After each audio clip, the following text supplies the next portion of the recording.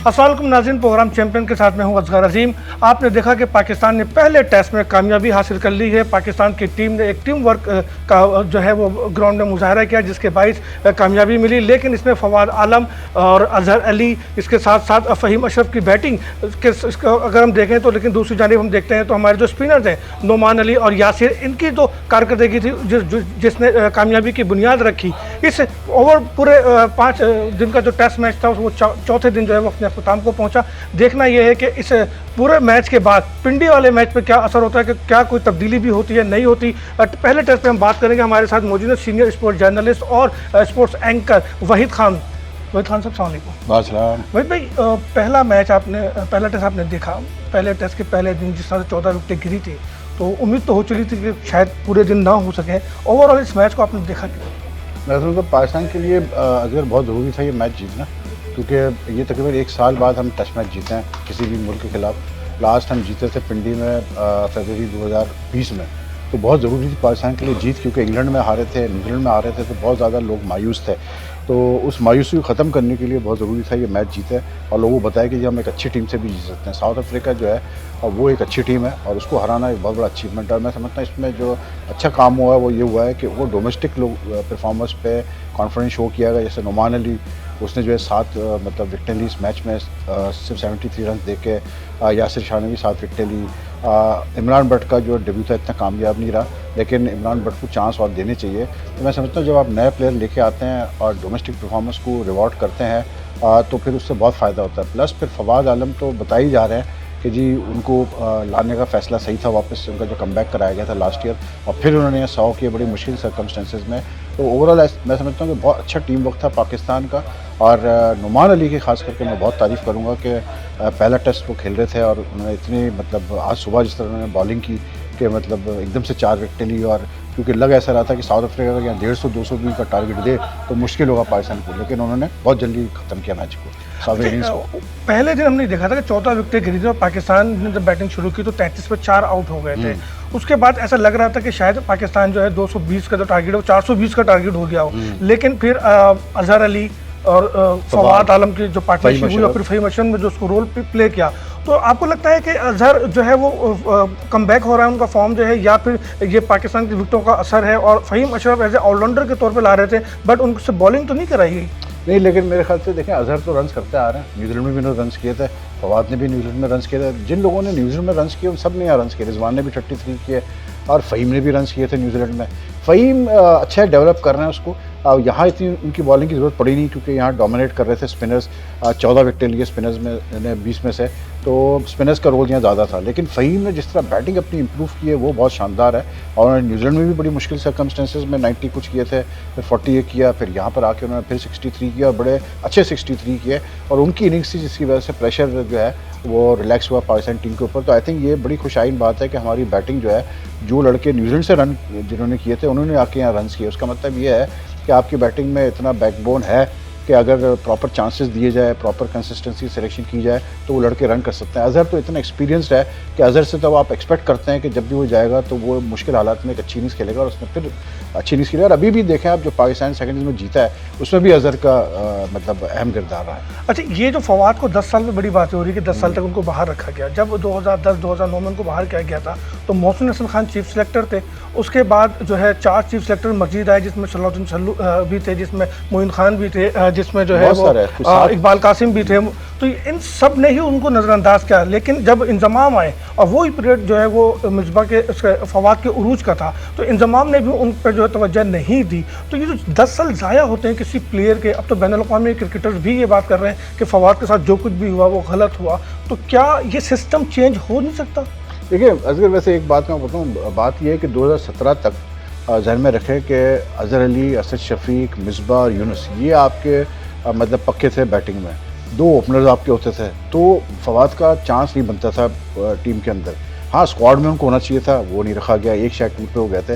लेकिन 2017 के बाद जब रिटायरमेंट हुई यूनुस और मिसबा के एक साथ वेस्ट इंडीज़ में, उसके बाद तो बिल्कुल फवाद का चांस बनता था। और मैं समझता हूँ कि पिछले लास्ट 2 ईयर्स में वाकई उनके साथ ज़्यादती की गई, क्योंकि लास्ट 2 ईयर्स में अगर आप 2017 से लेकर 2019 तक का लगाए, जब उन्हें इंग्लैंड में उनको खिलाया गया, बिल्कुल वो डोमेस्टिक में रन्स भी कर रहे थे, जगह भी खाली थी पाकिस्तान टीम में, लेकिन दूसरे लड़कों को ट्राई किया गया। उस्मान सलाउद्दीन को भी आपने ट्राई किया, आपने मतलब हारिस सोहेल को भी मतलब खिलाते रहे, दूसरे लड़कों को आपने ट्राई, इफ्तिखार अहमद को भी आपने ट्राई किया, लेकिन नहीं चांस दिया। साद अली को ले गए आप, लेकिन आपने नहीं चांस दिया तो फवाद आलम को नहीं दिया, जो कि बड़ी नाइंसाफ़ी थी उनके साथ। लेकिन बात वही है कि देखें अब जो वो रन्स कर रहे हैं उसका मज़ा ही कुछ और है, इसलिए क्योंकि वो जो अब जितनी दफ़ा रन्स करते हैं तो वो याद आपको एक चीज़ ये पता चल जाती है कि जी पाकिस्तान डोमेस्टिक जो पाकिस्तान का सिलेक्शन सिस्टम है ये सही नहीं है, इसमें लूप होल्स हैं, इनको सही करने की ज़रूरत है। तो आई थिंक हमें सबक लेना चाहिए इस चीज़ से कि भाई आप अपनी सिलेक्शन सिस्टम को सही करें, मेरिट पे सिलेक्शन करें, और जो बेस्ट 11 लड़के हो उनको आप खिलाएं, तो क्यों नहीं पाकिस्तान जीतेगा। और दूसरा एक जो सबसे ज़रूरी चीज़ है वो ये कि भाई ये एक चीज़ हमें जहन में रखनी चाहिए कि जैसे दूसरी टीमें लेके चलती हैं कि आपको हॉर्सेस फॉर कोर्सेज वाली पॉलिसी रखनी चाहिए। जिस पिच पे जो लड़का है खेलने जो ज़्यादा कारआमद हो सकता है आप उसको खिलाएं। ये ज़रूरी नहीं है कि अगर फवाद ने यहाँ 100 किए तो आप उसको ऑस्ट्रेलिया ले जा रहे हैं जहाँ आपको लगता है कि उसको प्रॉब्लम आएगी बाउंसी पे, फिर भी आपने खिला दिया। नहीं, वहाँ आप उसको खिलाएं जो कि आपको लगता है कि हाँ ये रन्स करेगा। तो जब हम इस किस्म की पॉलिसी लेके चलेंगे तो मैं समझता हूँ पाकिस्तान टीम में कमी अगर इस वक्त है तो वो सिर्फ कमी है कि हमारी पेस बॉलिंग में वो मतलब दांत नहीं है जो होनी चाहिए जैसे हुआ करते थे। तो अगर हम अपनी पेस अटैक अच्छी कर लें तो मैं समझता हूँ पाकिस्तान टीम में कोई बुराई नहीं है। असद शफीक को आप वापस ला सकते हैं, असद शफीक इतना एक्सपीरियंस प्लेयर है, उसको बाहर रखा हुआ है, उसको आप वापस लेके आए टीम में, तो ये आपकी बैटिंग भी बड़ी अच्छी है। और इवन मैं ये भी कहूँ अगर जो ओपनर्स में भी आपने जो ड्रॉप किया शान को, कोई ज़रूरत नहीं थी आपको शान को ड्रॉप करने की, क्योंकि वो इतना बुरा ओपनर नहीं है। उसने मतलब साउथ अफ्रीका में रन्स किए हुए, उसने ऑस्ट्रेलिया में रन्स करके दिखाया हुआ है, उसने इंग्लैंड में 150 किए। तो मतलब जब वक्त उसने यहाँ पर आपको याद होगा श्रीलंका बांग्लादेश के खिलाफ बैक टू बैक 100 किए, तो भाई अब वो इतना उसको एक्सपीरियंस हो चुका है 25 टेस्ट बाद के यहाँ बनता था उसका खेलना। आबिद अली की जगह उसको तरजीह दे देते तो ज़्यादा बेहतर नहीं था? नहीं, दोनों को खिलाना चाहिए था। आप एक देखें, आप जब एक ओपनिंग पैर बनाते हैं तो आपको थोड़ा सब्र से काम लेना पड़ता है। अगर आपने डिसाइड कर लिया कि यार ये दो हमारे ओपनर्स हैं तो थोड़ा टाइम दें यार उनको। मतलब देखिए फेल भी वो होंगे, वो रन्स भी करेंगे, लेकिन क्या मतलब अगर आप देखें जब लैंगर और हेडन की जोड़ी थी तो क्या वो फेल नहीं होते थे? शुरू में वो भी फेल हुए, लेकिन उनको सेटल किया गया। तो हमको अब ये ज़रूरी है सेटल करना कि जो आपके प्लेयर्स हैं जो आपको लगता है अगले 10 साल खेलने वाले हैं, 5 साल खेलने वाले हैं, आप उनको फिर चांस देते हैं। लेकिन वैसे 5 साल 10 साल कैसे खेले? हमारे यहाँ तो ये रीत खत्म नहीं हो रही, जो ओवर एज प्लेयर है उनको जो है डेब्यू कराया जाता है और वो ज़्यादा से चल नहीं पाते, खासकर स्पिनर। अब देखिए नुमान को लेकर आए, 34 साल के नुमान है, इससे पहले जुल्फ़िकार बाबर भी थे, बट नुमान के आज यकीनन उन्होंने 7 विकेटें ली हैं और अहम रोल है उनकी कामयाबी में। लेकिन ओवर एज प्लेयर कितना चलेंगे? नहीं, लेकिन देखें ना, बात ये असगर कि अगर आप 34 पे आजकल की क्रिकेट जिस तरह हो रही है, जो फिटनेस लेवल्स हैं, प्लेयर्स आराम से मतलब 37, 38, 40 साल की उम्र तक भी खेल रहे हैं। और उसमें मेन चीज़ ये है कि भाई ज़रूरी अगर 34 का है तो क्या हो गया, लेकिन अगर वो आपके काम आ सकता है इस होम सीरीज़ में, आप बिल्कुल उसको खिलाएं। मैं यही तो कह रहा हूँ कि जो प्लेयर जहाँ काम आया आपके, आप उसको वहाँ खिलाएं ना, क्योंकि ये प्लेयर जो डोमेस्टिक खेल रहे हैं किस लिए खेल रहे हैं? ये इसीलिए खेल रहे हैं कि जब आपको ज़रूरत पड़े आपने जो टॉप परफॉर्मर उसको उठाया, जो आपके काम आ सकता है, आपने उसको खिलाया। कुछ प्लेयर ऐसे होते हैं जो कि आपका फ्यूचर है, जो अगले 6-7 साल खेल सकते हैं, उनको आपको इन्वेस्ट करना पड़ेगा, आपको उनको कंसिस्टेंट चांस देना पड़ेगा। लेकिन हमेशा याद रखिएगा कि हर टेस्ट टीम में कोई 6 से 7 प्लेयर ऐसे होंगे जो कोर होते हैं और बाकी फिर चेंज होते रहते हैं, प्लेयर आगे पीछे होते हैं, मतलब हालात के हिसाब से। हमें भी ऐसे ही करना चाहिए। अब हम ये तो अच्छा हुआ है कि नुमान अली को चांस मिला, यहाँ पर 2 सीज़न से वो विकेट ले रहा था, बहुत सही जगह उसको खिलाया, वो पिंडी में भी विकेट लेगा, इसलिए क्योंकि वो डोमेस्टिक का पक्का परफॉर्मर है, उसको पता है कैसे बॉलिंग करनी है, और वो उसने आज दिखा दिया कि डोमेस्टिक परफॉर्मर। पिंडी टेस्ट की आप बात करें तो पिंडी में क्या आप देखते हैं, कम से कम 1 या 2 तब्दीली टीम में देख रहे हैं क्या? पिच पर डिपेंड करेगा, हसन की जगह ताबिश की जगह बनती है। देखिए पिच पे डिपेंड करेगा कि पिच कैसी है। अब मैं समझता हूँ कि देखिए अगर पिच में थोड़ा पेस है तो फिर भी फ़हीम अशरफ तो ऑलरेडी आपके पास है, लेकिन हाँ बिल्कुल मैं समझता हूँ कि ताबिश को जब रखी है स्क्वाड में तो एक दफ़ा खिला के देखें तो सही उसको कि क्या होता है। मतलब इतना जब एक बंदा इतनी उसके ऊपर बात हुई है, सब कुछ हुआ है, तो भाई एक चांस तो उसको मिलना चाहिए। पिंडी अच्छी जगह है, आइडियल जगह है, जिसको आप खिला के देखें, क्या पता वो भी नुमान अली की तरह चल जाए। अगर वो चल जाता है, आपको मैच वो जिता देता है, तो आपका काम पूरा हो गया। उसका भी एक हो जाएगा कि हाँ मैंने इतनी जो मेहनत की है तो मैंने कम से कम कहा था कि जो है ये अब्बास के रिप्लेसमेंट होंगे। देखिए रिप्लेसमेंट अब्बास की ये जो बात करते हैं, अब्बास डिफरेंट टाइप का बॉलर है, ताबिश डिफरेंट टाइप का बॉलर है, रिप्लेसमेंट वगैरह की बात नहीं है। बात ये है कि आपको अपने 6 से 7 कोर फास्ट बॉलर्स तैयार करने हैं, क्योंकि अब इतनी क्रिकेट हो रही है कि आप हर फॉर्मेट में एक बॉलर को नहीं खिला सकते, आपको हर फॉर्मेट के अलग अलग बॉलर्स कुछ रखने पड़ते हैं। तो आप एक कोर तैयार करें 7 से 8 फास्ट बॉलर्स का, जिनको आप रोटेट करते रहें। दुनिया अब यही कर रही है, के रोटेट करते हैं, वो एक टेस्ट में किसी को रेस्ट दे दिया, एक टेस्ट में दूसरे को खिलाया, फॉर्मेट वनडे में किसी को खिलाया, T20 में किसी को खिलाया, तो ये चीज़ होना बहुत ज़रूरी है। इमरान बट को कंटिन्यू करना चाहिए।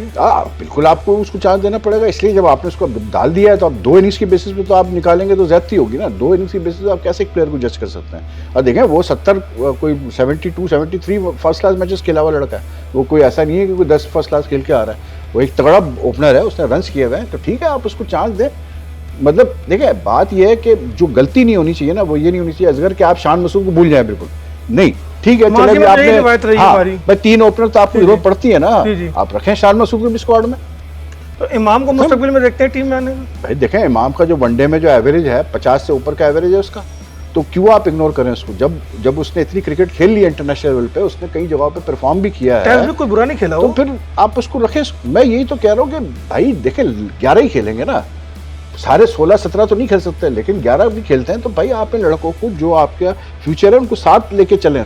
आप शान को साथ रखें, आप इमाम को साथ रखें, आप अपना तगड़ा रखें, क्योंकि बैकअप आपका जब तगड़ा होगा कि कभी भी ज़रूरत पड़ जाए आपको बैकअप अपने प्लेयर्स की, तो वो प्लेयर्स ऐसे हो जो कि बड़े पक्के प्लेयर्स हो जो खेले हुए हो, आपको मतलब फिर ऐसे प्लेयर्स पे मतलब आप इन्हिसार भी कर सकते हैं।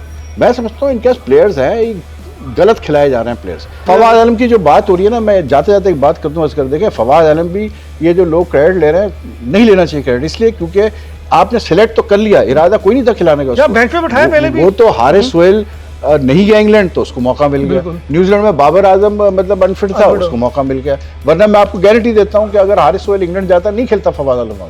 ये चीज तो यही इतना पहले भी बेंच पे बिठाया उनको। बहुत शुक्रिया वहीद भाई आपका, बहुत शुक्रिया, थैंक। नाज़रीन आपने देखा कि सीनियर स्पोर्ट्स जर्नलिस्ट और एंकर पर्सन वहीद खान भी इस बात पर एग्री है कि फवाद आलम के 10 साल जो है वो ज़ाया किए गए और अब उसका कोई जो है नेमुल बदल तो नहीं है, लेकिन फवाद अपने परफॉर्मेंस से ही जो है अपने आने वाले कल को मज़ीद यादगार बना सकते हैं। साथ साथ ये भी उन्होंने कहा कि टीम को जो है एक चलना चाहिए, एक टीम कॉम्बिनेशन होना चाहिए, ज़्यादातर तब्दीली नहीं होनी चाहिए, और जिन लोगों को आज टीम में रखा गया है, ख्वाह वो इमरान बट हो या वो हसन अली हो, इनको कंटिन्यू होना चाहिए, या फिर इमामुल हक को भी साथ रखना चाहिए। साथ साथ पिंडी टेस्ट की भी उन्होंने बात की और कहा कि पिंडी टेस्ट का दारोमदार जो है वो विकेट पे है और कंडीशन पर है, लेकिन टीम में 1 या 2 तब्दीली की गुंजाइश है। अगले प्रोग्राम तक इजाज़त दीजिए, अल्लाह हाफिज़।